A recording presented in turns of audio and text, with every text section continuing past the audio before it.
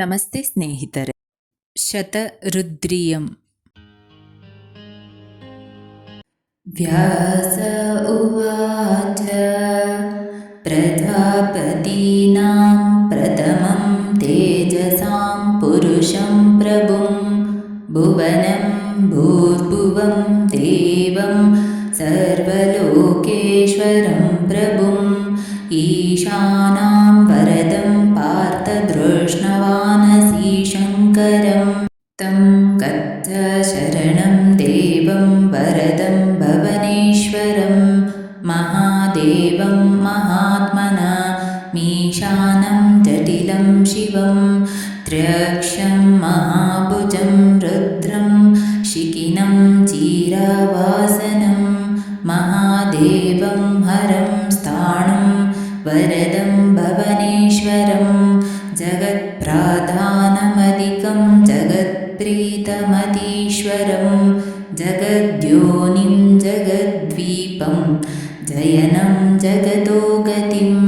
विश्वात्मनं विश्वसृजं विश्वमूर्तिं यशस्विनं विश्वेश्वरं विश्ववरं कर्माणामीश्वरं प्रभुं शम्भुं स्वयम्भुं भूतेशं भूतभव्यभवोद्भवं योगं योगेश्वरं सर्वं सर्वलोकेश्वरेश्वरं सर्वश्रेष्ठं जगत्श्रेष्ठं वरिष्ठं परमेष्टिनं लोकत्रयविधातारमेकं लोकत्रयाश्रयं सुदुर्जयं जगन्नाथं जन्ममृत्युजरादिगं ज्ञानात्मनां ज्ञानगम्यं ज्ञानश्रेष्ठं सुदर्विदं दातारं चैव भक्तानां प्रसादविहितान् वरान् तस्य पारिषदादिव्यरूपै नानाविध्यैर्विभो वामना जटिलामुण्ड ह्रस्वग्रीवमहोदरः महाकाय महोत्साह महाकर्णास्तथा परे आनन्दैर्विकृतैः पादैः पार्थवेष्णाश्च वैकृतैः ईदृशैः स महादेवः पूज्यमानो महेश्वरः स शिवस्तात तेजस्वी प्रसादद्यातिते कृतः तस्मिन् घोरे सदा पार्थ संग्रामे रोमहर्षिणे द्रोणीकर्णकृपैर्गुप्तां महेश्वसै प्रहारिभिः कस्तां सेनां तदा पार्थ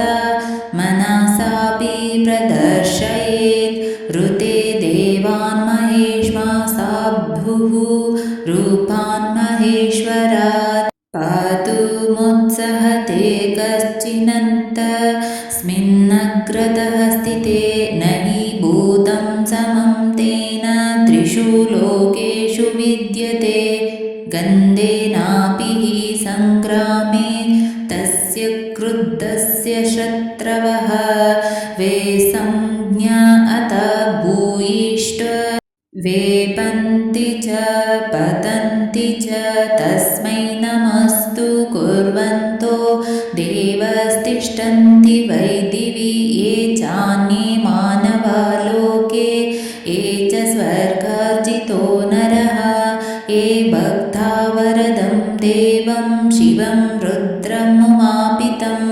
इह लोके सुखं प्राप्यते यान्ति परमां गतिं नमस्कुरुष्व कौन्तेय तस्मै शान्ताय वै सदा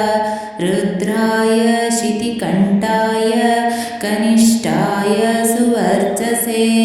कपर्दिने करलाय हर्यक्षवरदाय च याम्याय रक्तकेशाय सद्रुत्ते शङ्कराय च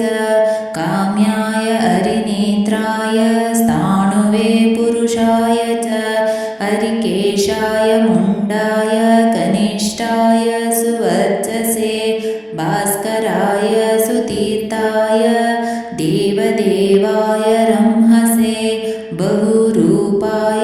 प्रियाय प्रियवाससे उष्णिश्चिने सुवक्त्राय सहस्राक्षाय मीडुषे गिरीशीय सुशान्ताय पतये चिरवाससे हिरण्यबाहवे राजानुग्राय पतये दिशां पजर्न्य पतये चैव भूतानां पतये नमः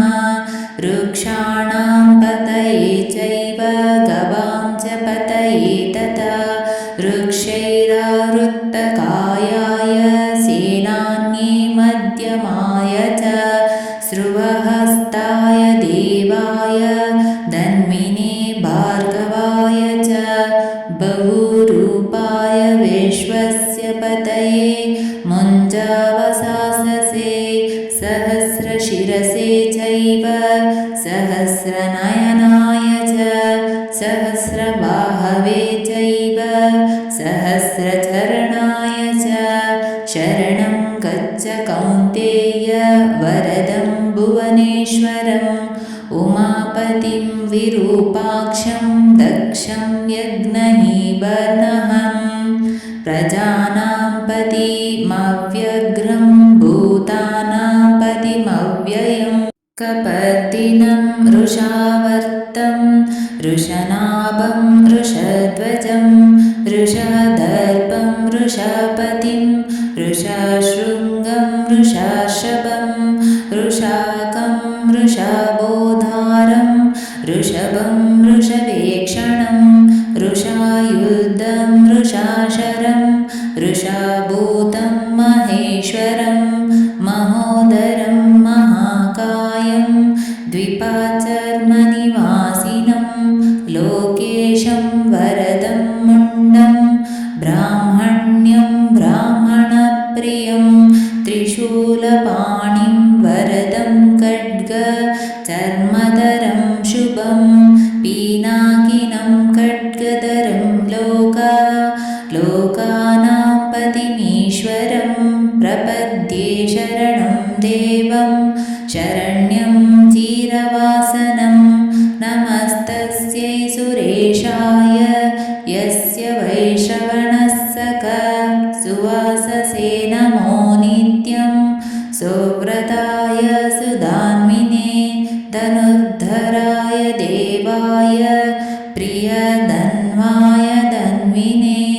धन्वन्तराय धनुषे धन्वचार्याय ते नमः उग्रायुधाय देवाय नमः सुरवराय च नमोऽस्तु बहुरूपाय नमस्ते बहुधन्विने नमोऽस्तु स्थाणवे नित्यं नमस्तस्यै सुधान्विने नमोऽस्तु त्रिपुरज्ञाय भवघ्नाय च वै नमः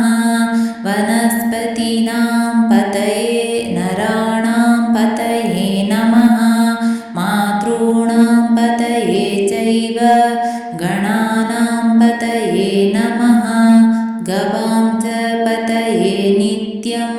यज्ञानां पतये नमः अपां च पतये नित्यं देवानां पतये नमः पूष्णोदन्तविनाशाय त्रक्षाय वरदाय च हराय नीलकण्ठाय स्वर्णकेशाय वै नमः ॐ शान्तिः ॐ शान्तिः ॐ शान्तिः ಸ್ನೇಹಿತರೆ, ಈ ವಿಡಿಯೋ ಇಷ್ಟವಾದಲ್ಲಿ ಲೈಕ್, ಶೇರ್ ಆ್ಯಂಡ್ ಕಾಮೆಂಟ್ ಮಾಡಿ. ಮುಂದಿನ ವಿಡಿಯೋಸ್ಗಳಿಗಾಗಿ ಚಾನಲ್ ಅನ್ನು ಸಬ್ಸ್ಕ್ರೈಬ್ ಮಾಡಿ. ಧನ್ಯವಾದಗಳು.